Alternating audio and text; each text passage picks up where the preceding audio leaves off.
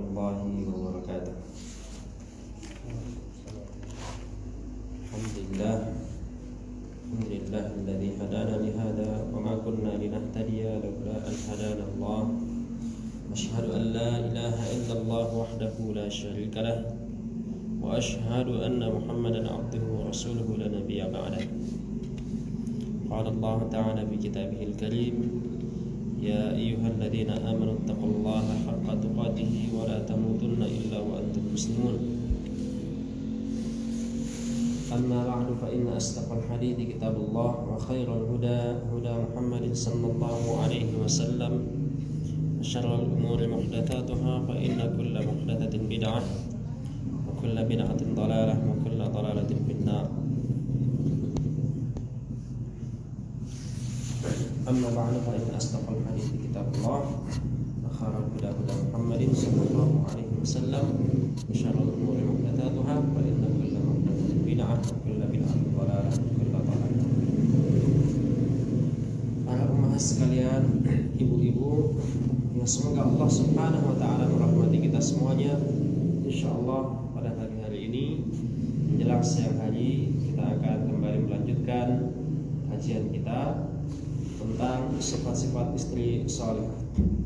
Tentang sifat-sifat istri salihah, yang mana judulnya memang sifat-sifat istri salihah, namun kajian ini juga layak untuk didengarkan oleh para wanita secara umumnya dan juga para laki-laki atau para suami. Kita kemarin sudah membahas terakhir kali pertemuan kita tentang bahaya daripada syaitan. Bahwasanya sifat yang kedua yang hendaknya dimiliki oleh seorang wanita adalah mewaspadai godaan syaitan. Sejak kapan? Sejak para wanita itu tumbuh berkembang. Sehingga para wanita tumbuh menjadi seorang yang benar-benar wanita, sampai ketika nanti Allah Subhanahu wa taala berikan kepadanya pasangan yang baik, pasangan yang sepadan dengannya, maka hendaklah dia bertakwa kepada Allah Subhanahu wa taala sejak awal pernikahan. Maka kemudian Asy-Syaikh di sini, penulis buku ini, mengingatkan tentang sebuah perkara yang banyak terjadi kerusakan di dalamnya, yaitu pelanggaran-pelanggaran yang terjadi di awal pernikahan. Maka perlu diingatkan, karena memang pernikahan itu adalah gerbang atau gerbang untuk menjadi seorang wanita, benar-benar menjadi wanita sebagai istri yang salihah. Pernikahan adalah saat di mana dua hati bertemu, hati yang sedang kasmaran, kemudian berlanjut cinta dan suci, untuk sama-sama meniti jalan menuju Allah Subhanahu wa taala. Namun sayangnya banyak di antara kaum muslimin yang justru mereka pada pernikahan mereka yang seharusnya menjadi titik awal ketaatan mereka ketika bersama dengan pasangannya, mereka justru banyak melakukan kemungkaran di dalamnya. Ibarat kata, kita katakan kemarin, mengundang datangnya tamu yang tidak diundang, tamu yang merusak, yaitu para syaitan. Syaitan ini tidak diundang pun dia akan datang. Apalagi ketika kita undang mereka. Diundang dengan apa? Diundang dengan adanya kemaksiatan dan pelanggaran-pelanggaran yang terjadi pada saat pernikahan. Di antaranya kemarin pelanggaran yang terjadi, bahwasannya kebanyakan wanita ketika menikah mereka terpusat, pola pikirnya, pandangannya ketika menikah itu, yaitu pada bagaimana bisa tampil secantik-cantiknya, untuk menyaingi teman-teman dia ataupun saingan-saingannya dan lain sebagainya. Juga untuk bagaimana caranya agar pernikahannya terlihat lebih mewah dan sebagainya. Juga para orang tua yang terjadi banyak pemborosan di dalamnya. Kemudian belum lagi ditambah maksiat-maksiat yang ada nanti ikhtilatnya, campur baur antara tamu laki-laki dan perempuan. Disediakan sebuah panggung untuk orang bernyanyi-nyanyi, meliuk-liukkan suaranya, juga tubuhnya, kemudian berjoget bersama, disetelkan musik keras-keras yang kadang-kadang sampai mengganggu tetangga-tetangganya dan lain sebagainya. Maka hal-hal semacam ini syaitan akan sangat suka untuk hadir dalam acara tersebut. Jadi di awal pernikahan kita, sejak awal kita sudah mengundang setan untuk ikut campur dalam urusan rumah tangga kita. Makanya kemarin diingatkan oleh Syekh, oleh penulis ya, agar kita mengingat Allah pada awal-awal pernikahan kita supaya apa? Supaya ketika kita nanti berumah tangga, ketika ada masalah, kita akan dibantu oleh Allah Subhanahu wa taala untuk menyelesaikan masalah tersebut sebagaimana di masa-masa bahagia kita di saat pernikahan kita mengingat Allah Subhanahu wa taala, bertakwa kepadanya, berlindung dari godaan syaitan. Ya. Kemarin juga disinggung tentang para orang tua hendaknya memudahkan permasalahan pernikahan ini, dan kemarin kita bacakan hadis dari Rasul sallallahu alaihi wasallam dalam Sunan Abu Dawud dari Uqbah bin Amir radhiyallahu anhu, bahwasanya Rasulullah sallallahu alaihi wasallam mengatakan, khairun nikahi aisaruhu, nikah yang paling baik, sebaik-baik pernikahan adalah yang paling mudah. Fi haditsin akhar, a'zamuhunna barakatan aqalluhunna maunatan, wanita yang paling banyak berkahnya adalah yang paling sedikit maharnya. Kesimpulannya kemarin dikatakan wa khairun nisa'i aisaruhunna, maka sebaik-baik wanita adalah yang paling gampang. Gampang apa?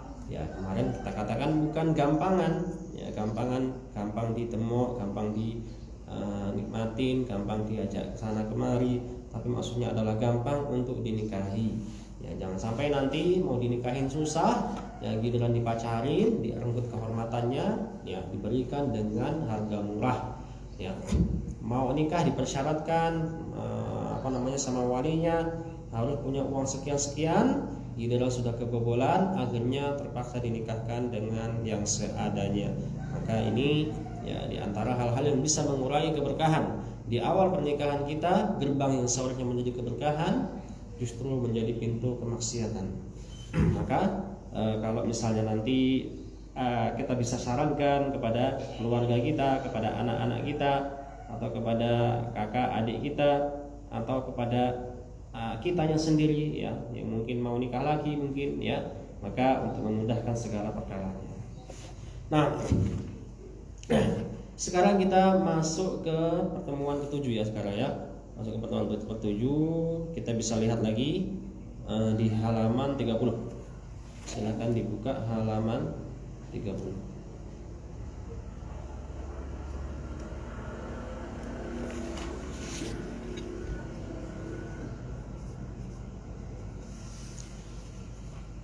Di halaman 30 sudah ya.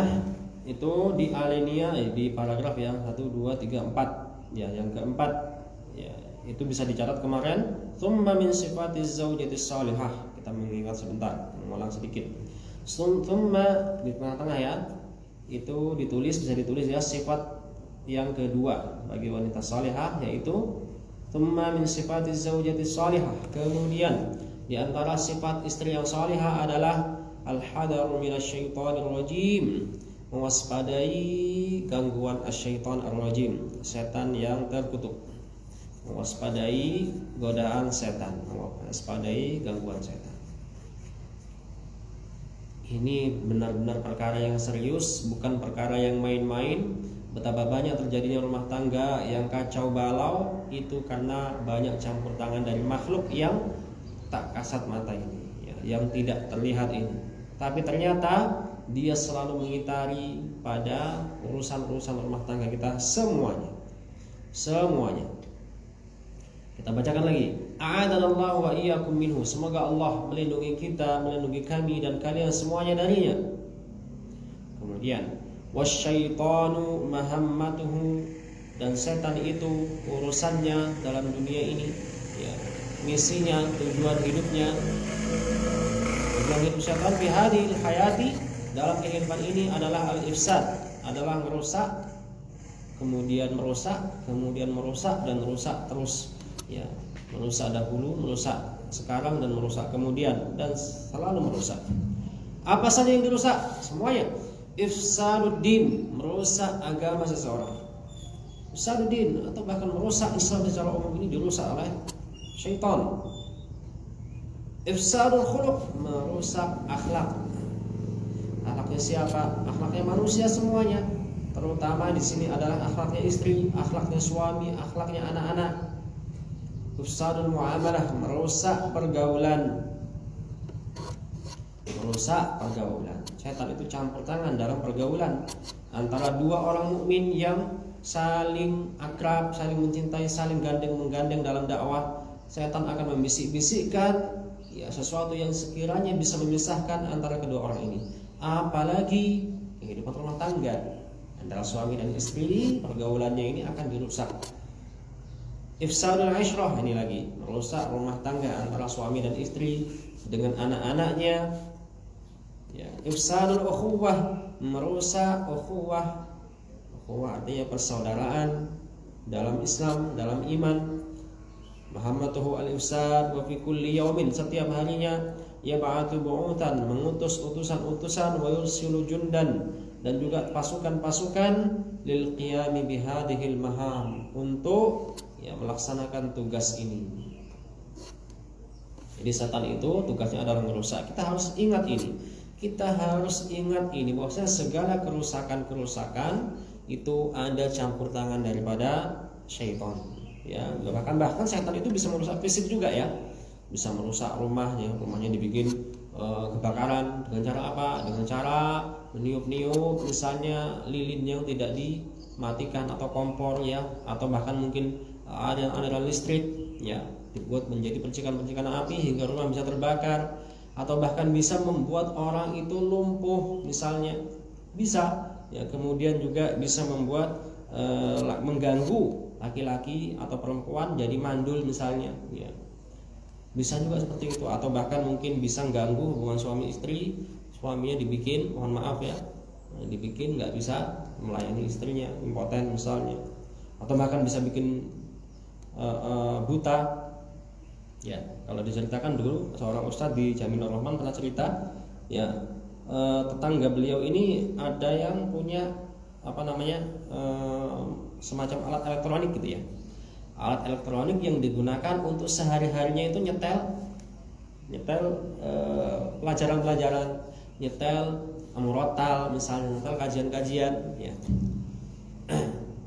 Dan kemudian kok tiba-tiba rusak ya, dibenerin, diutak-atik kok nggak jadi-jadi ya, akhirnya diruqyah ya, terus kok hidup lagi ya. Ya, kadang-kadang bisa merusak barang-barang yang ada di rumah. Itu adalah setan. Jadi bukan cuma merusak tadi itu ya, merusak fisik, tapi juga merusak agama, merusak akhlak, pokoknya semuanya ya dalam sehari-harinya tugasnya adalah merusak.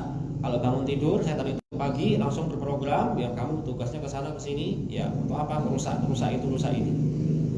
Nah, wa ta'ammalu ma'i hadzal hadits, maka ya, mari kita renungkan hadis berikut ini di Sahih Muslim, dalam Sahih Muslim min hadits Jabir bin Abdullah radhiyallahu anhu, dari hadis Jabir bin Abdullah radhiyallahu anhu, anna Nabiy sallallahu alaihi wasallam, bahwasanya Nabi sallallahu alaihi wasallam bersabda, inna iblis, sesungguhnya iblis, yadau arsyahu 'alal ma', meletakkan singgasananya di atas air.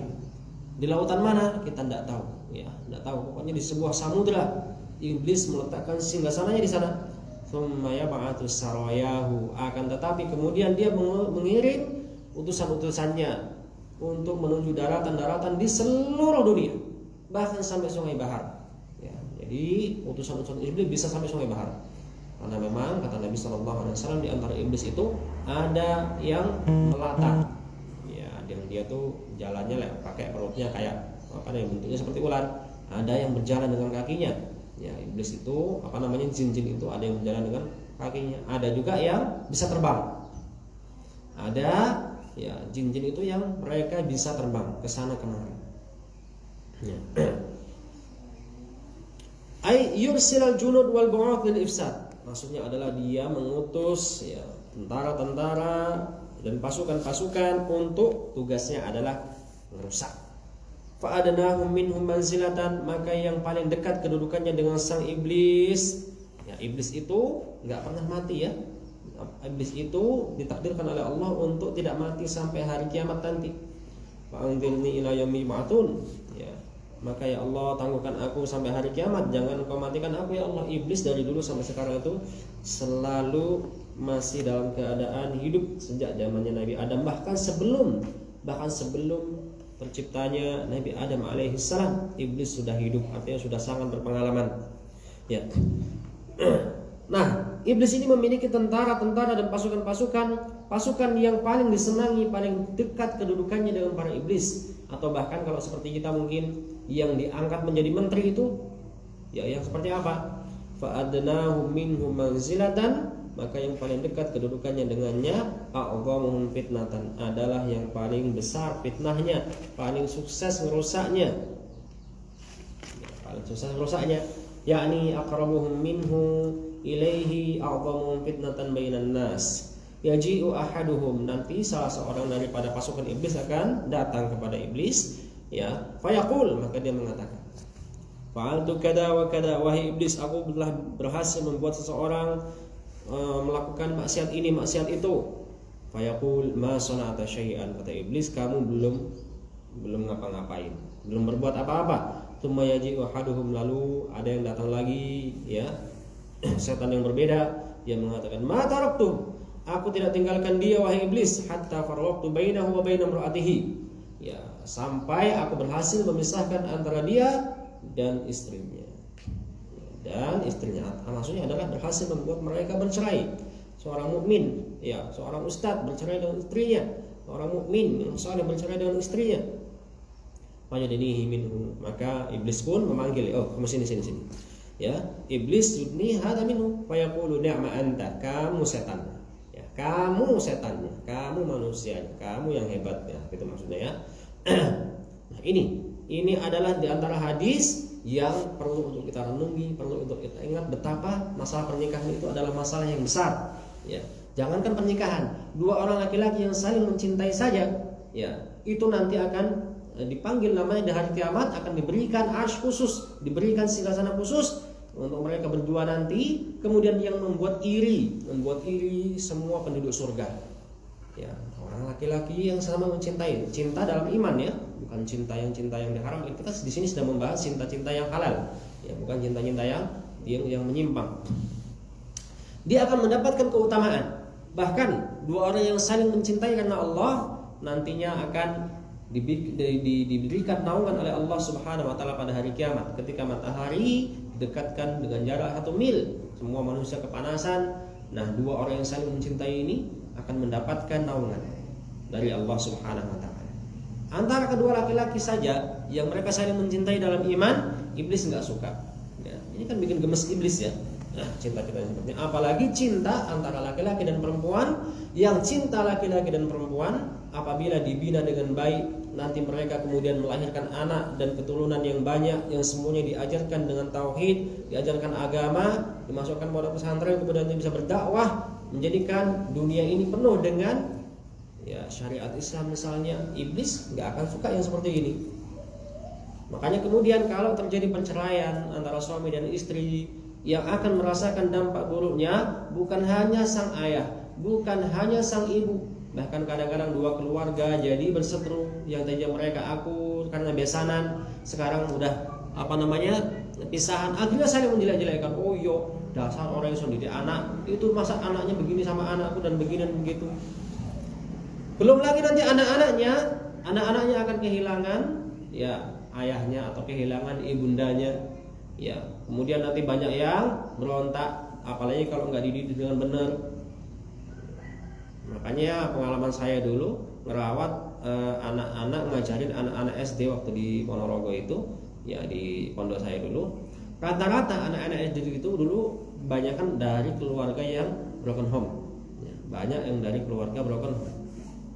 Ya, mereka kadang-kadang kalau sering menanung sendiri, sering mikirin apa-apa sendiri, ya, akhirnya, ya, itu masih mending, ya, masuk pondok. Banyak anak-anak dari keluarga yang broken home yang mereka akhirnya, ya, terkatung-katung, terlantar bukan dari sisi ekonominya, tapi dari sisi pergaulannya, dari sisi kasih sayangnya dia terlantar.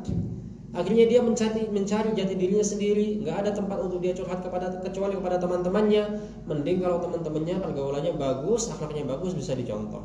Tapi ternyata dia mencari pelarian dengan teman-temannya, ya, teman-teman yang tidak baik.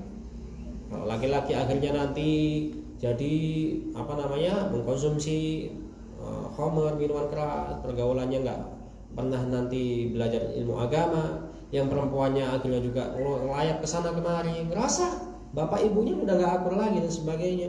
Akhirnya nanti tiba-tiba terjadilah kehamilan di luar nikah. Ya, kehamilan di luar nikah, nanti akhirnya anak yang tadi itu korban keluarga broken home, hamil di luar nikah, nanti sama pasangannya juga nggak cocok, akhirnya pisah lagi dengan suaminya atau dengan istrinya yang sama-sama tadinya adalah dari keluarga yang kurang pendidikan, kurang kasih sayang dari kedua orang tuanya. Akhirnya pisah lagi, anaknya yang tadinya adalah hasil anak di luar nikah akhirnya juga sama, mengingat kisah ayahnya ternyata pernah begini begitu. Akhirnya dia pun mencari pelarian. Akhirnya anak hasil keluarga broken home nikah juga begitu, terus begitu saja nanti.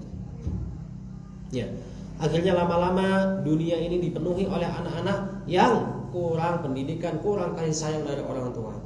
Kenapa? Karena orang tuanya mentaati godaan iblis untuk berpisah. Ya, mentaati godaan iblis untuk berpisah. Makanya di sini iblis sangat senang dengan tentaranya yang berhasil memisahkan antara suami dan istrinya. Apalagi yang jangan orang soleh, apalagi orang soleh, ustadz ya, dibuat kacau rumah tangganya dengan keluarganya. Orang soleh dibuat kacau dengan istrinya, dengan anak-anaknya. Wah, senang banget kan seperti itu. Jangankan ustadz ya, orang biasa aja mereka senang. Iblis itu ketika terjadi perceraian, para artis bercerai, ya mereka senang sekali. Kenapa? Karena artis nantinya akan dilihat banyak orang, banyak pengikutnya. Ya, misalnya ada artis ya yang suka sama laki-lakinya, ada juga maksudnya ada artis yang bercerai. Kemudian ya dua artis ini mereka masing-masing punya fans. Ada yang mengidolakan, ada yang mengidolakan laki-lakinya, ada yang mengidolakan perempuan. Ya, akhirnya menganggap ya yang terlalu mengidolakan laki-lakinya menganggap laki-lakinya yang benar, yang mengidolakan perempuannya menganggap perempuannya yang benar. Akhirnya sang figur tadi itu ya dijadikan teladan, dijadikan contoh. Ya, kemudian masyarakat, fans yang mengidolakan artis tadi itu mengikuti jejak langkah para artis yang bercerai, akhirnya ikut-ikutan menganggap perceraian adalah hal yang lumrah, hal yang mudah. Toh para artis hanya gampang bercerai kok, ya sudah kita pisah aja, nanti kita bisa cari lagi dan lain sebagainya. Nah, hal seperti itu sangat senang sekali para iblis ini, para jin, ya, para syaitan ini, pasukan iblis ini. Iblis sangat senang ketika melihat pertengkaran dalam rumah tangga. Bawahnya, huna, maka dalam hal ini tahtaju az-zawjatu salihah, istri yang salihah itu perlu untuk antatafaqaha fi hadzal bab, untuk memahami permasalahan ini. Wa antangiya kalau bahasa kita ya. Tangi itu artinya tangi. Tangi maksudnya adalah menyadari. Dan agar wanita saleh itu menyadari hadil haqiqah, hakikat ini, wa kadzalika zaujuha, juga suaminya. Ya, para istri dan suaminya hendaknya menyadari hal ini. Antangiya maksudnya ya. Antangiya kullu wahidin minhuma, ya, agar setiap suami dan istri tadi menyadari anna thammata, bahwasanya di sana di antara kita maksudnya aduwan khafi, ya, aduwan khafiyan, ya, ada adu artinya musuh, khafi artinya yang tersembunyi, ya raka wala tarahu, yang melihat, yang mengetahui, yang melihat engkau dan engkau tidak melihatnya, wa yajni minka majrad dam, dan mengalir ya pada tubuhmu majrad dam, ya sesuai atau pada aliran darah, ya mengalir pada aliran darah, minal auraq, yanfus, yang mana dia ini selalu meniup-niupkan godaan, ya, meniup-niup, memantau kita, membisik-bisikkan, ya, membisik-bisikkan apa? Membisik-bisikkan kemaksiatan. Dia selalu memantau kita kapan kita lengah. Ya, kapan kita lengah. Dan namanya setan itu memiliki berbagai cara dan mengetahui titik lemah kita. Ada orang itu yang titik lemahnya adalah ketika dia semangat, ketika dia sedang semangatnya, didorong terus biar tambah semangat. Semangat apa? Semangat sholawatan. Didorong terus sholawat. Ada sholawat baru, ikut sholawat baru. Ada sholawat yang lebih bagus lagi, ikut, karena dia semangat dalam hal sholawat. Ada orang yang semangatnya semangat dalam hal mengeluarkan hartanya. Ya. Semangat, pokoknya segala sesuatu yang bentuknya adalah mengeluarkan harta, dia semangat. Ya, walaupun kemudian pada acara-acara yang nggak layak untuk dia sumbangsih di dalamnya. Ya. Atau ada orang yang semangat dengerin kajian. Ya, jadi segala jenis kajian, nggak tahu mau kajian syubhat, mau kajian bagaimana, pokoknya yang namanya kajian dia semangat. Ada orang yang seperti itu modelnya. Ada orang yang titik lemahnya adalah pada bermalas-malasan. Setan suka itu. Ya, makanya kemudian mau diajak sholat males, mau diajak kajian males, diajak pakai jilbab males, ya. Diajak berhubungan dengan suaminya males. Ya, karena setan tahu itu titik lemah dia. Makanya dibuat dia semakin malas. Ada orang yang titik lemahnya ketika dia marah. Ya, maka ketika dia marah, ketika itu setan masuk ke dalamnya. Ya, dipantau, ya ini udah mulai marah, matanya memerah, ya. Kemudian setan bus, ayo ngomong kata-kata yang jelek, minta cerai. Ya, akhirnya kalau kamu berani ceraikan aku, ya. Nah, setan tahu itu titik lemah kita. Ada orang yang titik lemahnya adalah ketika dia bersedih, maka akan diingatkan kesedihan masa lalu. Ya. Itu suamimu kan kayak gitu lagi. Nah, kamu ingat nggak dulu suamimu pernah bikin kamu begini, suamimu dulu pernah menyakitin kamu begini, ya tetanggamu dulu pernah begini begitu. Akhirnya sedih. Oh iya, kok hidupku nelongso temen, nggak ada orang yang lebih menyedihkan kehidupannya daripada aku. Setan masuk. Ya, kemudian nanti membisikkan segala macam keburukan. Ya, makanya kita harus banyak-banyak berlindung pada Allah, banyak-banyak berdoa. Ya. Ada orang yang titik lemahnya adalah kadang-kadang dia suka lupa. Maka ketika dia lupa, masuk rumah nggak berdoa, kerucuk, setan langsung masuk semuanya. Anak-anaknya, sak bojo-bojo ini masuk semua. Oh, kita ada tempat menginap malam ini. Ya. Kemudian mana tadi? Yang fusu, yang meniup-niupkan, ya bisikan-bisikannya, wa yuwaswisu, dan memasukkan waswasah itu adalah waswas, ya, rasa kekhawatiran dan rasa ragu-ragu, ya, memasukkan kecurigaan, ya,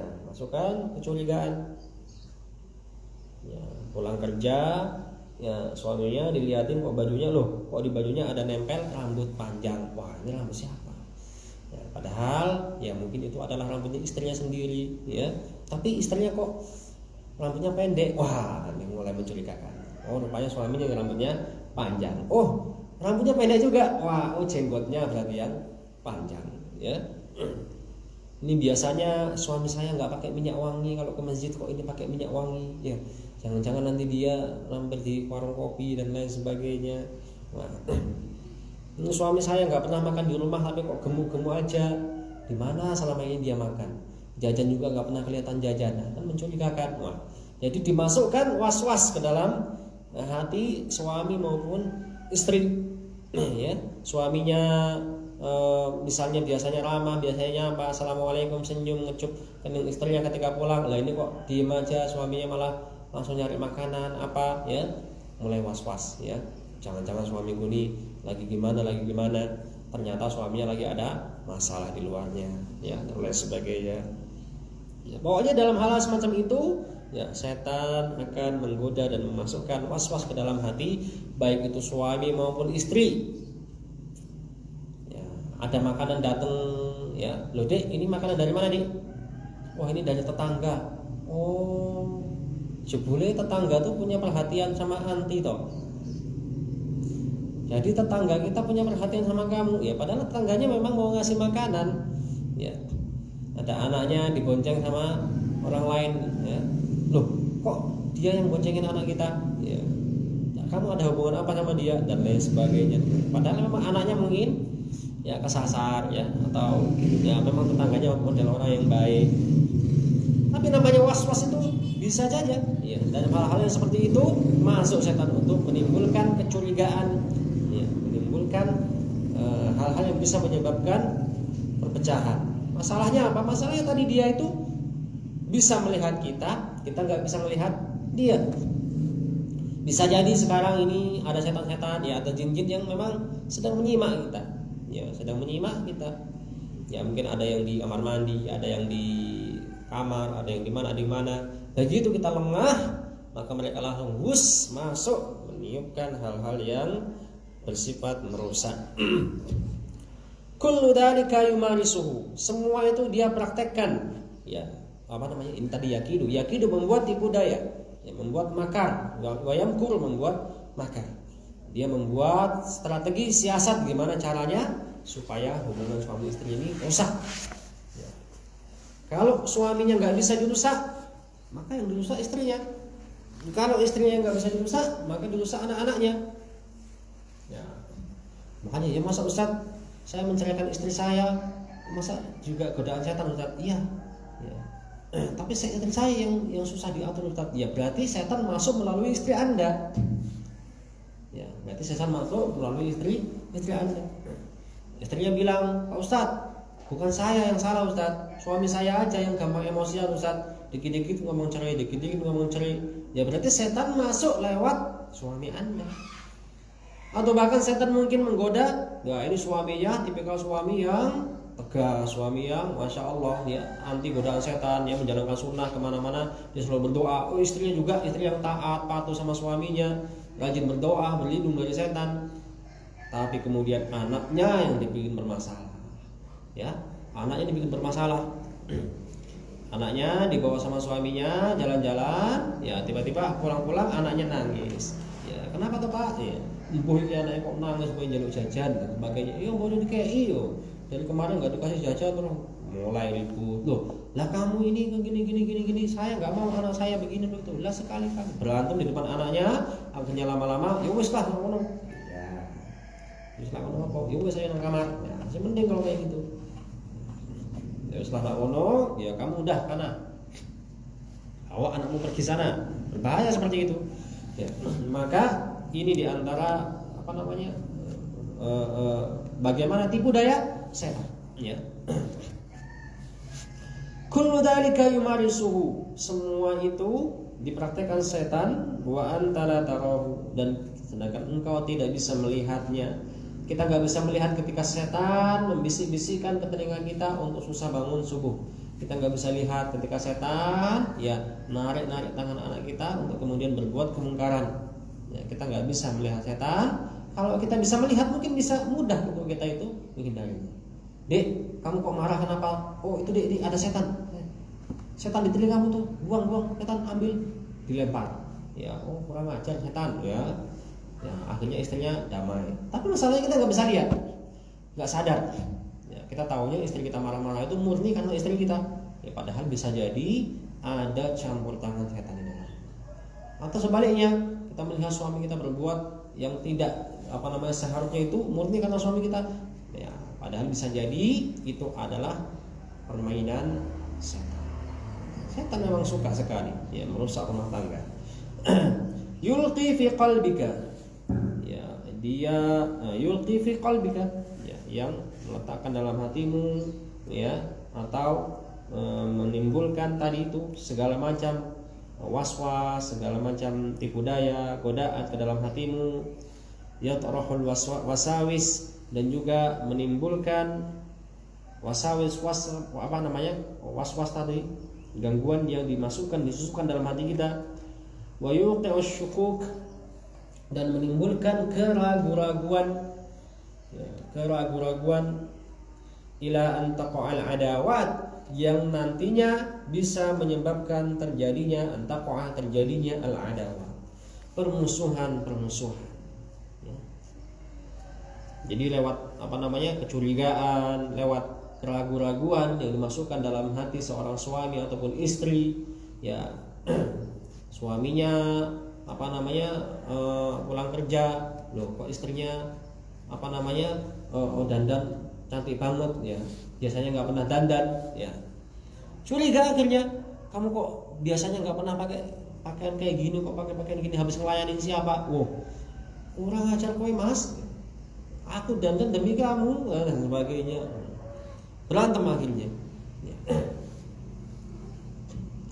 Ini anak kita kok pakai pakaian baru, dari mana? Saya nggak pernah beliin bajunya ya. Ini saya, kata istrinya, ini dikasih tetangga. Loh, kamu ada hubungan apa sama tetangga ya?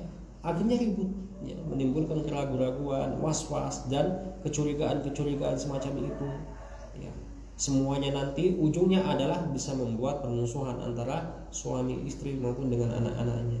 Walahu manafiq, dan setan itu memiliki pintu-pintu masuk yang sangat banyak ya, memiliki pintu-pintu masuk yang sangat banyak.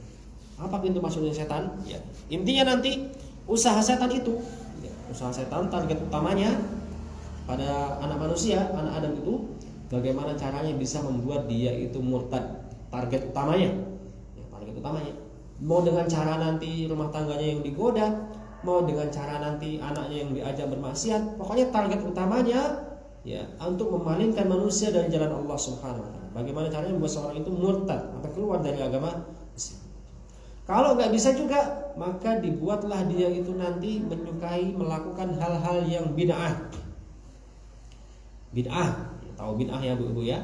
Segala perkara dalam agama yang tidak ada tuntunannya dari Rasulullah Shallallahu Alaihi Wasallam.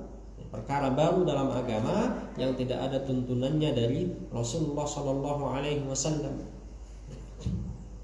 Kamu masih muslim? Oh iya saya muslim, saya sholat 5 waktu, saya puasa, saya zakat, saya haji. Tapi kok kamu melakukan perbuatan yang nggak dicontohkan sama Rasulullah? Loh, yang penting kan baik. Masa iya saya sholawatan, saya yasinan, saya ini semuanya kan baca Al-Quran, masa dikatakan nggak baik? Ya, nggak mau terima dianya. Nah itu adalah diantara bagaimana setan itu ya bisa membuat seseorang melakukan hal-hal yang bid'ah. Kalau nggak bisa juga melakukan hal bid'ah, maka manusia digoda bagaimana caranya bisa melakukan dosa-dosa besar. Ya, bisa melakukan dosa-dosa besar.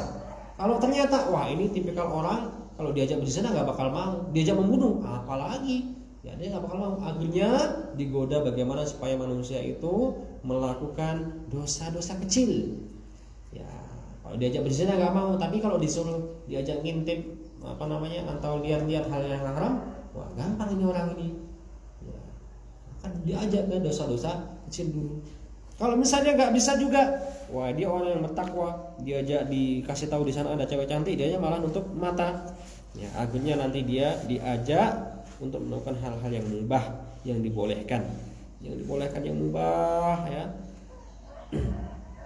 Kalau misalnya nggak bisa juga ya, ini tipikal orang ini kayaknya orangnya zuhud, orangnya warok, berhati-hati sekali, maka kemudian dia diajak untuk melakukan amalan-amalan yang rendah. Kalau nggak bisa juga, maka bisa-bisa nanti diserang fisiknya. Wah ini orang kok susah banget digoda.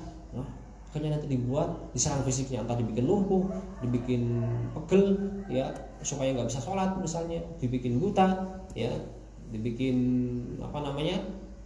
impoten tadi supaya nggak bisa berhubungan dengan istrinya dan lain sebagainya ya. Ini antara usaha-usaha setan untuk menjerumuskan manusia, memalingkan manusia dari jalan Allah Subhanahu wa taala. Namun pintu-pintu masuknya ya, ini di sini ada sekitar 10 ya kalau nggak salah pintu-pintu masuk daripada setan. Manafik, pintu-pintu masuk, celah-celah setan masuk ke dalam diri manusia, dalam menggoda manusia. Yang pertama adalah dengan menghias-hiasi. Itu cara setan menggoda manusia. Yang pertama adalah dengan menghias-hiasi. Jadi dihiasi. Apa yang sebenarnya adalah racun dihias-hiasi supaya terlihat seperti madu. Ya. Menghiasi. Ya. Makanya kayak riba. Kalau orang-orang dengar riba, orang muslim dengar riba, wah itu dosa. Ya. Semuanya tahu itu dosa karena Allah mengatakan itu. Alladzina yaquluna riba la yaqumuna illa kama yaqumu alladzi yatakhabbathu asyaitanu minal mas. orang yang makan riba nanti berdirinya pada hari kiamat seperti orang yang linglung, yang sempoyongan, seperti orang yang digodain setan, orang yang dirasukin setan. Fa illam taf'alu fa'dhanu biharbin minallahi wa rasulih. Kalau kalian enggak mau berhenti dari riba, maka umumkan perang dengan Allah dan Rasulnya. Takut. Namun kemudian setan menggoda. Ya, dengan cara apa? Dengan dihias-hiasi yang namanya riba, diubah namanya jadi bunga. Ya, kalau bunga itu kan indah. Ya, kalau indah kenapa diharamkan? Oh iya ya, bunga. Ya, dihiasi namanya.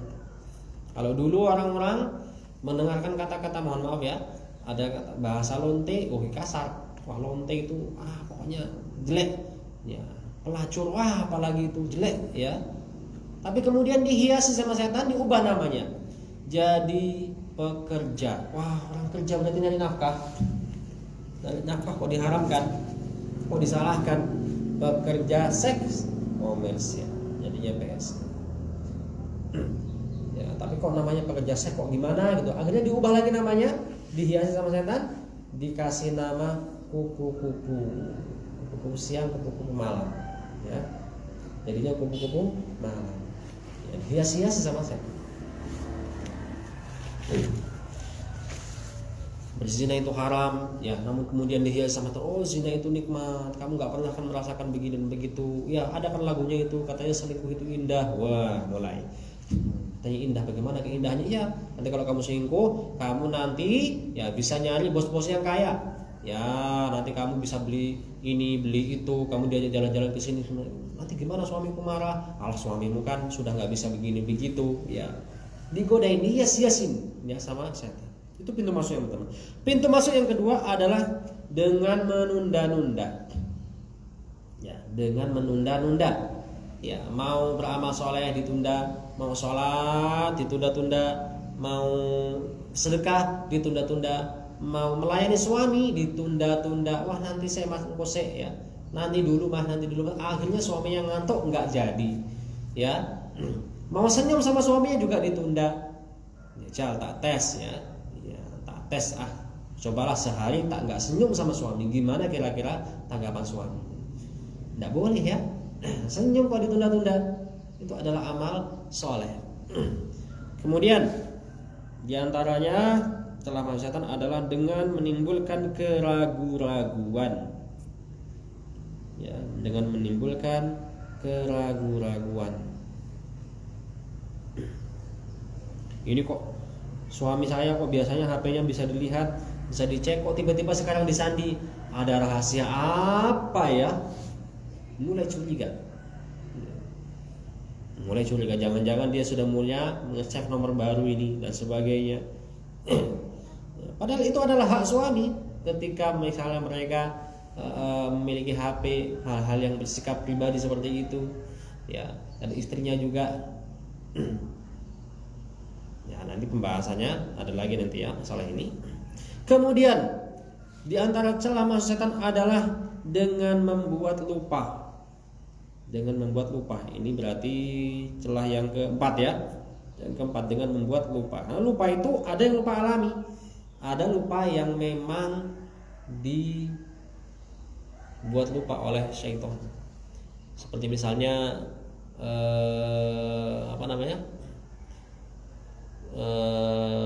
muridnya Nabi Musa alaihissalam ketika diperintahkan untuk memberikan kabar ketika nanti melewati sebuah tempat, kok ikannya lari, lepas, nanti kasih tahu.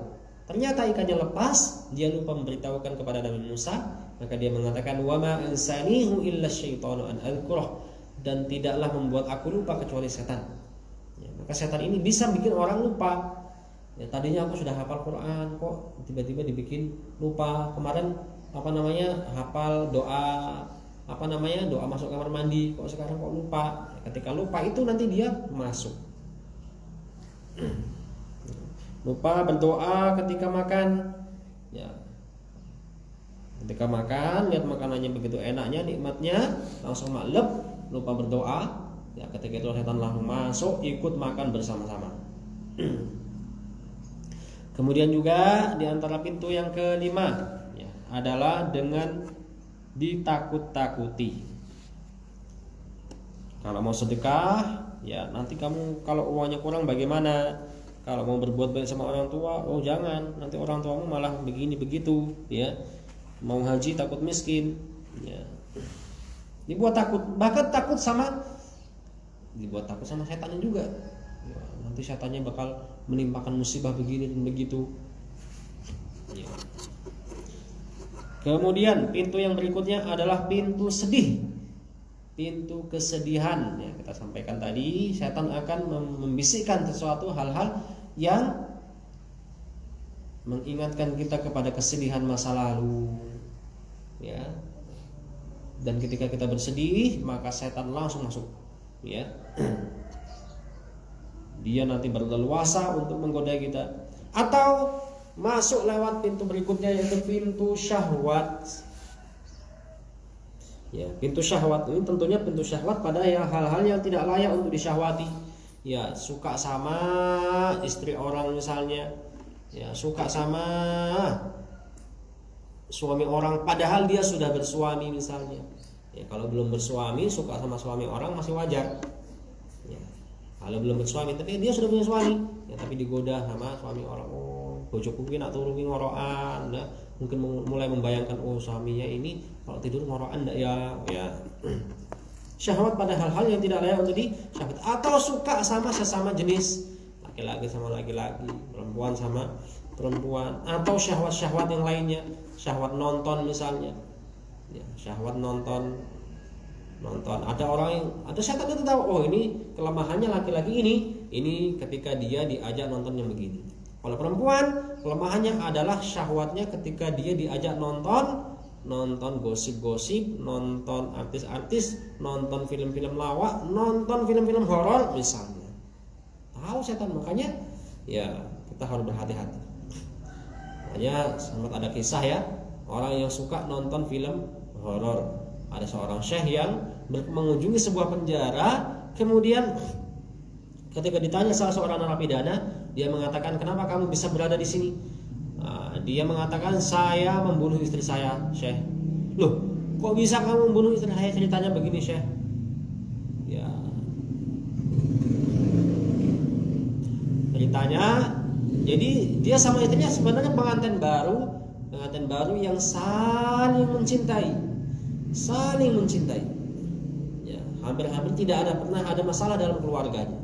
Ya, namun pada suatu malam ketika mereka bercanda pada malam hari, tiba-tiba sang suami ini seperti ada yang dorong, ya, dan tiba-tiba dia melihat wajah istrinya dan digigit pipinya istrinya, ya, istrinya berteriak-teriak kesakitan, tapi dianya tidak bergeming.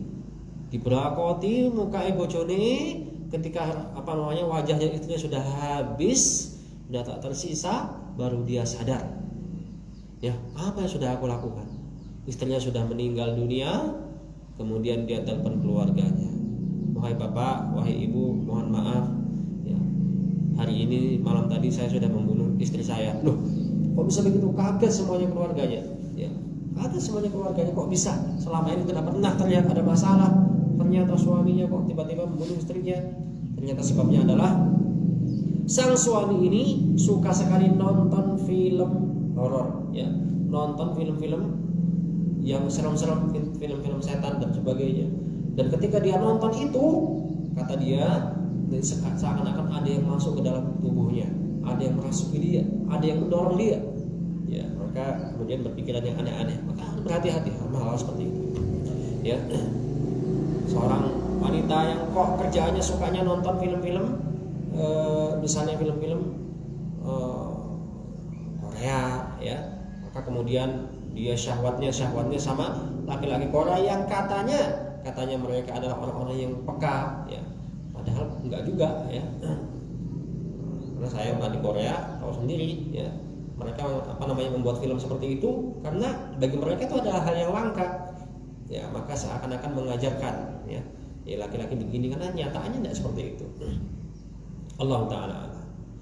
Ya, kemudian, ya, ada masuknya setan itu, pintu berikutnya adalah dengan pintu perpecahan. Ya, membuat perpecahan antara sesama teman, antara suami dan istri, ya, yang tadinya akrab, yang tadinya saling menyayangi, saling teleponan, ya, kemudian sama temannya tiba-tiba kok jadi dingin, jadi garing. SMS yang biasanya SMS-nya kalau jawabnya panjang kok jadi cuman pendek, ya biasanya kan kalau balesin SMS-nya panjang, oke, nanti aku kabarin lagi, ya kok ini kok jawabnya cuman oke, ya gitu. Mulai wah. Maksudnya setan itu suka, apalagi ketika dulu terjadi perpecahan, pertengkaran antara sahabat Ali dan Muawiyah, ya, itu kemudian terdengar beritanya sampai ke Heraklius. Heraklius kemudian memberikan surat kepada Muawiyah menawarkan untuk ikut membantu membunuh Ali bin Abi Thalib. Maka kemudian Muawiyah mengatakan kepada Heraklius, Heraklius, kamu gak usah ikut campur dalam urusan pertengkaran antara dua saudara ini. Jadi Muawiyah masih menganggap Ali bin Abi Thalib radhiyallahu anhu itu adalah saudaranya sendiri, dan memang mereka bersaudara. Ya, kalau kamu masih ikut campur, ya aku akan kirimkan pasukan terdepannya ada di istanamu, dan pasukan yang paling akhirnya masih berada di Syam. Jadi mengancam, Muawiyah ini mengancam Heraklius yang ada di Roma, ya. Ya, dan Muawiyah berada di Syam, ya kalau misalnya kamu masih ikut campur urusan kami, pertengkaran kami, akan kami utus pasukan. Yang pasukan terdepannya ada di Roma, pasukan yang paling belakangnya masih ada di Damaskus, ya, masih ada di Syam, di Palestina, ya. Ya. Ini jangan dipraktekkan ke keluarganya, ya. Tapi boleh juga kan. Kalau ada suami dan istri lagi bertengkar, tetangganya ikut campur, oh itu kemarin gini, Pak, Bu, enggak usah ikut campur. Kalau bapak ikut campur, akan saya utus seluruh anak-anak saya yang 10. Ya, anak pertama yang paling besar di rumah bapak, ya, yang paling kecil Pak Gendong. Ya. Ikut campur, saya tadi ikut campur. Makanya kalau misalnya kita bertengkar, kita ribut, kita perselisih paham, ya, dari hal-hal yang terkecil, langsung mereka, oh ayo, ingat nggak kemarin kamu pernah diginiin juga? Oh kemarin dia juga begini dan begitu. Oh diingatkan semuanya. Ya tambah rusak lagi. Kemudian pintu masuk setan yang ke-9 adalah dengan merusak ibadahnya, merusak kekhusyuannya, bahkan merusak semangat ibadahnya, dirusak sama syaitan. Dan yang terakhir, pintu masuk setan yang terakhir adalah dengan bertahap. Ya, makanya setan itu menggoda manusia itu bertahap. Orang setan ngajak manusia berzina, nggak langsung masuk. Kamu berzina yuk kamu berzina sana. Itu ada cewek cantik, ayo zinahin. Nggak mungkin. Itu ada laki-laki tampan, ayo kamu ajak dia kemana? Ya, nggak mungkin. Bertahap. Ya, pertama pandangan dulu. Ya, itu laki-lakinya dikasih tahu itu ada cewek yang ngeliatin kamu dari tadi. Akhirnya laki-lakinya ngeliat. Lah, ceweknya juga itu ada laki-laki yang naksir sama kamu. Ceweknya ngeliat, breng. Akhirnya sama-sama noleh, sama-sama jatuh cinta, ya. Kemudian nanti mulai tukeran nomor HP, kemudian mulai nanti chat-chatan, ya. Halus, setan tuh mainnya halus, ya. Kadang-kadang kita nggak sadar kalau chat-chatannya, pacarannya, makanya kemudian ada namanya pacaran Islami, ya. Cuman ganti nama saja. Kalau biasanya pacaran yang non Islami katanya nyapanya hai, lagi apa, ya. Kalau yang Islami makanya assalamualaikum ukhti. Assalamualaikum akhi. Sudah salat subuh belum? Sudah salat isya belum? Ya, nanti bangun jam 3, salat tahajud belum? Ya, alhamdulillah lagi rukuk nih.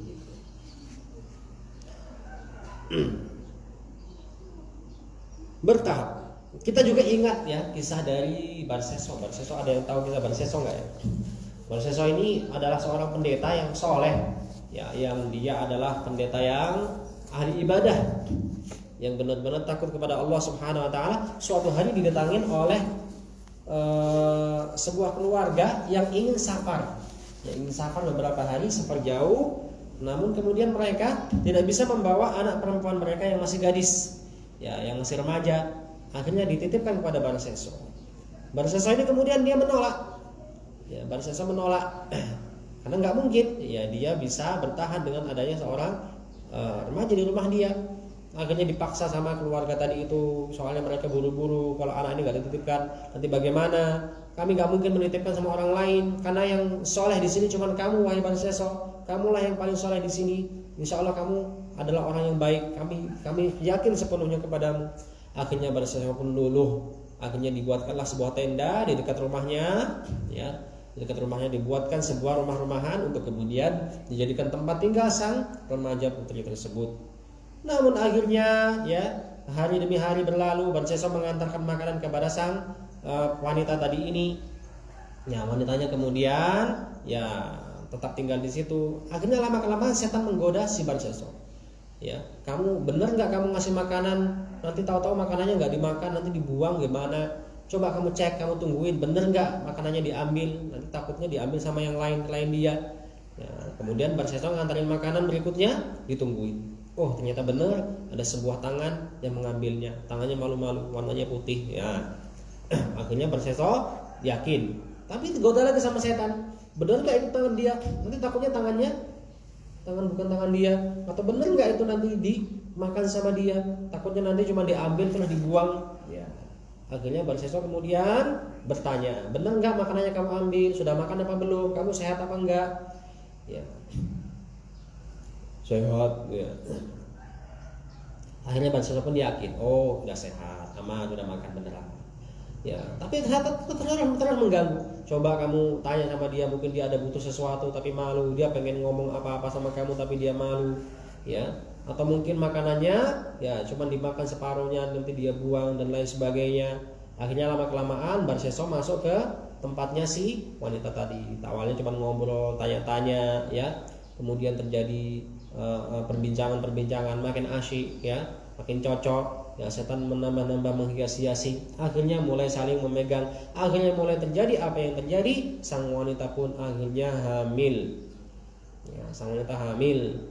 Namun kemudian sang Barseso akhirnya ketakutan, ini bagaimana ini? Wah, katanya keluarganya mau pulang lagi, ini sudah mendekati waktunya sang keluarga pulang. Akhirnya kebingungan Barseso, dibisikin sama setan, kamu harus menghilangkan jejak. Bunuh saja wanita ini. Akhirnya wanita ini dibunuh sama bayinya, dikuburkan ke sebuah tempat. Akhirnya sang keluarga pulang menanyakan kepada Barseso, di mana anak kami wahai pendeta? Oh, Barseso menangis-nangis, ya, anak kalian sedang sakit, aku tidak bisa menyembuhkan dia. Aku sudah berusaha untuk mengobatinya, tapi ternyata takdir Allah mendahului dia. Akhirnya dia meninggal dunia. Ya. Akhirnya sang keluarga ini pun pulang dan mereka percaya kepada Barseso karena dia orang yang ustadz, ya, pendeta. Namun akhirnya keluarga ini pun sang setan masuk ke dalam mimpi keluarga ini. Setan masuk ke dalam mimpi keluarga ini. Mereka memberitahukan bahwasanya Barseso itu telah membunuh anak kalian. Anak kalian bukan sakit tapi dibunuh sama Barseso karena dia telah menzinahi dan dia punya anak. Ya, dan perutnya sekarang sedang bunting. Kalau kalian nggak percaya, coba kalian bongkar kuburannya di sini. Akhirnya sang keluarga ini heran, kok mimpinya sama? Semua keluarga itu ibaratnya anggota keluarganya ada 4 orang 5 orang, semuanya mimpinya sama. Akhirnya mereka pun sepakat untuk kemudian membongkar kuburan anak mereka. Dibongkar, ternyata benar sesuai yang diberitahu oleh setan. Maka Barseso dilaporkan ke pihak yang berwajib, kemudian ditangkap, kemudian diputuskan untuk dibunuh. Ketika akan dibunuh, datanglah iblis, wahai Barseso, sesungguhnya yang telah membuat engkau seperti ini adalah aku. Maka tidak ada yang bisa melepaskanmu dari kesulitan ini kecuali aku, kata sang iblis. Maka Barseso pun menawarkan diri, bagaimana caranya supaya aku bisa lepas, wahai iblis? Kamu harus sujud kepadaku. Akhirnya Barseso pun sujud kepada iblis. Maka dia murtad, kemudian dijatuhkan mati, kemudian mati dalam keadaan murtad. Itu target setan. Ya, jadi bertahap, ya, nggak langsung, ya. Makanya dalam bahasa Quran, wala tattabi'u khutuwatis syaitan. Jangan kalian ikuti langkah-langkahnya setan, karena langkahnya bukan cuma satu, bunuh dia, nggak mungkin. Tapi ya pertama dibikin bertengkar dulu, dibikin ribut dulu. Ya, coba kamu bertengkar sama temanmu, nggak bisa. Ya, pertama ejek-ejekan dulu. Ya, ejek-ejekan, woi tolak meja, sini lo. Ya, apa lo, dan sebagainya. Kemudian nanti mulai angkat-angkatan senjata. Ya, bercanda padahal bercanda. tapi kemudian mulai serius. Kok kamu serius? Ya, akhirnya mulai bunuh-bunuhan. Bertahap, ya, bertahap. Membuat antara perempuan dengan saudarinya, dengan temannya berantem. Ya, nggak mungkin langsung beranteman, ya, jauh-jauhan, bertahap dulu. Ya, mungkin ikut kajian, niatnya bagus, niatnya supaya dapat ilmu. Lah kok keluar kajian pulang sendalnya diinjek sama temennya. Wah, aduh, ini sendal kuanyar kok diitek-itek. Alah lah mbak kon itu ini, tak entek meneh, tak genteni. Orang bisa dan ribut. Anaknya ribut ditegur sama temennya. Nah, jangan ribut ya. Umi mau ikut kajian ya, mau nyimak kajian ya. Ya, yang punya anak enggak terima. Nah, coba kalau dia punya anak gini-gini, akhirnya mulai ribut. Ya, nah ini sering terjadi soalnya ya. Yang terjadi ya, bahkan di masjid kita itu pernah ada kejadian seperti itu ya, sampai diem-dieman berapa hari gara-gara masalah anak ya. Subhanallah ya, ini semuanya dari setan yang bisa membuat antara dua saudara muslim yang tadinya akrab ya kemudian berseteru ya, dan caranya adalah dengan bertahap, pelan-pelan, satu demi satu ya, itu adalah cara-cara.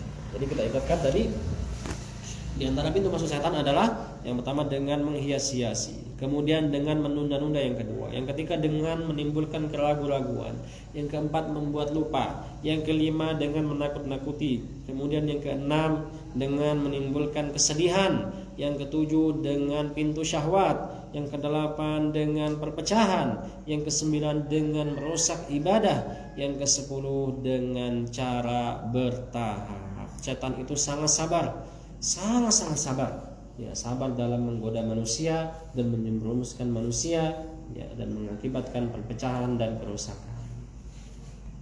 Loh, sudah jam 10:30 nih. Ya, sudah jam 10:30 ternyata, kurang 10 menit. Ya, ini kita ingatkan sedikit saja, ada yang perlu saya sampaikan. Kita lanjutkan satu paragraf sampai jam 10:30. Tadi mulainya kita kalau nggak salah jam 9:20. Saya satu paragraf lagi masih di halaman 32. Silakan diperhatikan. Walihada, maka dari itu ja'at sunnah, datanglah ya hadis-hadis. Maksudnya datanglah sunnah, datanglah tuntunan ya, tuntunan dari Nabi SAW bitahsini minhu, untuk membentengi diri dari syaitan. Kapan itu? Inda dukhulil bait, ketika masuk rumah. Telah datang sunnah yang mengajarkan kita untuk membentengi diri dari setan. Inda dukhulil bait, ketika masuk rumah. Indal muasyarah, ketika al-muasyarah bergaul ya, berinteraksi. Ketika berinteraksi, maksudnya di sini ya, maksudnya di sini adalah hubungan ya. Ketika berhubungan. Indat ta'am, ketika makan. Indal ghadab, ketika marah. Maka kita perlu berlindung dari setan ya. Ketika kita masuk rumah, kita membaca doa. Doanya apa, Bu? Bismillahi walajna wa bismillahi kharajna wa ala rabbina tawakkalna. Orang apa Ustaz? Ya udah, baca bismillah. Kalau nggak hafal, baca bismillah masuk rumah. Kalau kita nggak baca bismillah, nggak mengucapkan salam, setan ikut masuk, kemudian bersembunyi di balik sofa, bersembunyi di belakang TV, bersembunyi di balik tirai, bersembunyi di balik cermin, bersembunyi dimanapun tempat yang ada di rumah itu, di celah-celahnya. Indal muasyarah, ketika berhubungan intim pun sama. Ya, setan itu bisa untuk kemudian menyisip, mohon maaf ya, bisa di kemaluan suaminya ya, atau di tempat istrinya, ikut menikmati hubungan suami istri. Atau bahkan ketika misalnya suami pergi dari rumahnya, istrinya di dalam rumah ya, tidak menutup pintu, tidak menutup aurat ya, dan tidak pernah berzikir, akhirnya setan menggoda dia, datang dalam mimpinya. Akhirnya sang istri mimpi berhubungan badan dengan sang lelaki.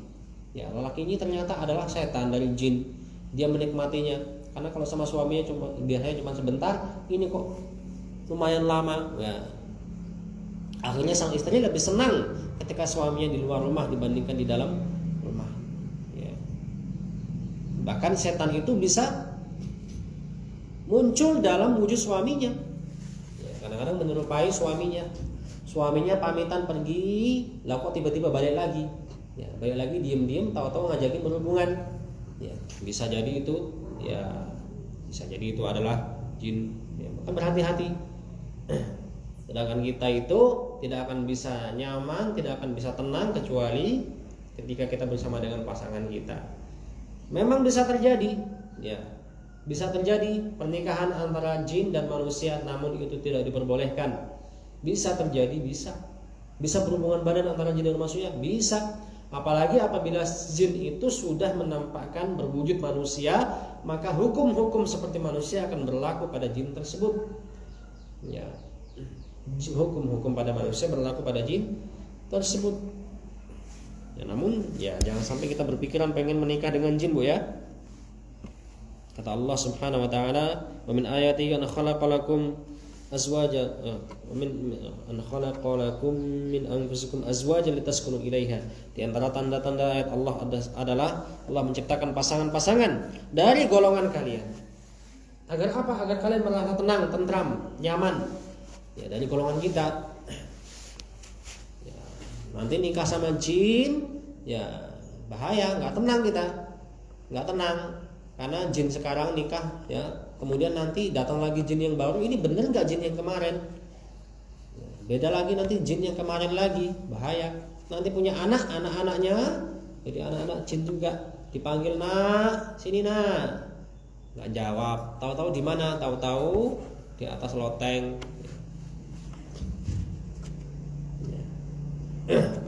Wa 'inda ta'am, dan ketika makan. Ya, jadi jin itu ngerusuin kalau kita makan juga. Ya. Mungkin makannya masih dimakan. Ya. Kenyang-kenyang, tapi saripatinya ya itu tidak ada. Ya. Atau keberkahannya tidak ada. Ya. Makanannya jadi nggak berguna. Habis makan langsung ya ngantuk dan sebagainya. Wa 'indal ghadab, ketika marah. Nah, ini bahaya sekali ini. Ya, ketika marah, ya, ini sangat berbahaya kalau kita nggak berlindung dari godaan setan. Makanya Rasulullah SAW melihat dua orang yang berseteru, bertengkar, matanya kedua-duanya memerah. Maka Rasulullah SAW mengatakan, aku tahu ya, sebuah ucapan yang apabila mereka ucapkan, maka akan meredalah kemarahan mereka berdua. Ada sahabat bertanya, apa itu ya Rasulullah? A'udzubillahi minasyaitonirrajim. Aku berlindung pada Allah dari setan. Makanya kalau kita marah, maka hendaklah kita berlindung. A'udzubillahi minasyaitonirrajim. Makanya seorang suami, ya, suaminya nggak ada di sini, atau mungkin ini yang online ada yang nyimak sepertinya. Oh, suaminya Mas Oi, ya. Kalau misalnya ada istrinya kok mulai memerah mukanya, langsung ucapkan a'udzubillahi minasyaitonirrajim. Ya, a'udzubillahi minasyaitonirrajim. Tambah marah, a'udzubillahi minasyaitonirrajim. Tambahnya, emangnya aku setan? Iya. Ada setan yang ikut campur ke kemarahan kamu. Kamu harus a'udzubillahi minasyaitonirrajim. Dan istri ketika suami sudah seperti itu, sama-sama ikutan baca juga a'udzubillahi minasyaitonirrajim. Ini saling meruqyah jadinya, ya. Suaminya a'udzubillah, istrinya juga a'udzubillahi minasyaitonirrajim. Memang wajib, harus kita seperti itu. Ya, berlindung dari godaan setan ketika marah. Nah, marah itu minasyaiton. Fi kulli amrin minal umur, pada segala perkara, pada setiap urusan kita berlindung pada Allah dari godaan setan. Ketika pakai baju, doa. Ketika pakai baju, doa. Ada yang hafal doa pakai baju dan lepas baju? Belum, ya? Alhamdulillahilladzi kasani hadza tauba wa razaqani min ghairi haulin minni wala quwwah. Kalau enggak hafal ya sudah baca bismillah. Ini andalanya semuanya bismillah. Ya. Ketika pakai kendaraan juga ada doanya. Subhanalladzi sakhkhara lana hadza wa ma kunna lahu muqrinin wa inna ila rabbina lamunqalibun. Ya, kalau enggak hafal juga bismillah. Ya. Ketika nyuapin anak, ya, atau ketika anaknya mau tidur, dia doain. Karena anaknya belum bisa doa sendiri, masih kecil, masih bayi. Ya. Kita ucapin bismillah. Ayolah disuapin bismillah, ayo bismillah. Ya.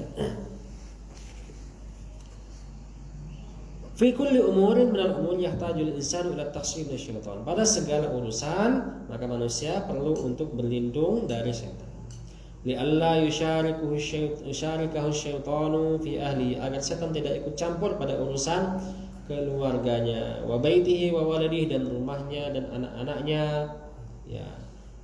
Fayahtaju ayyuhassina nafsahu, maka seseorang perlu ayyuhassina nafsahu, melindungi dirinya dengan apa? Bil azkaril mubarakah, dengan zikir-zikir yang diberkahi yang berasal dari bil Qur'anil Karim, dari Al-Qur'an, bid da'watil ma'thurah, dengan doa-doa yang ma'thur, bil muhafadzati ala ta'atillah subhanahu, dan senantiasa menjaga ketaatan kepada Allah Subhanahu wa taala, wa ibadatihi, menjaga ibadahnya juga. Jadi demikian ya yang bisa kita sampaikan. Intinya kita harus banyak-banyak berlindung kepada Allah dari godaan setan, ibu-ibu sekalian. Ya, kajian kita ini ya sedang fokusnya kepada ibu-ibu. Namun bukan hanya untuk ibu-ibu, tapi juga untuk bapak-bapaknya. Kita semua harus sadar rumah tangga kita ini senantiasa diintai oleh syaitan. Kita harus sadar anak-anak kita senantiasa diintai oleh syaitan. Mereka masuk lewat segala celah.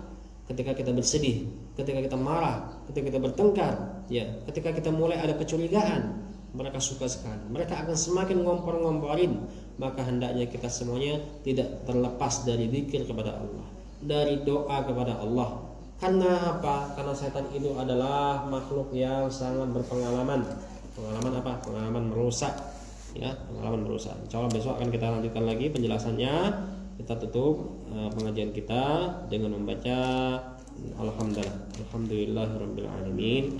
Semoga selalu diberikan istiqomah. Saya ingatkan kepada ibu-ibu sekalian, kajian kita ini dimulainya jam 9 atau paling lambatnya jam 9.15.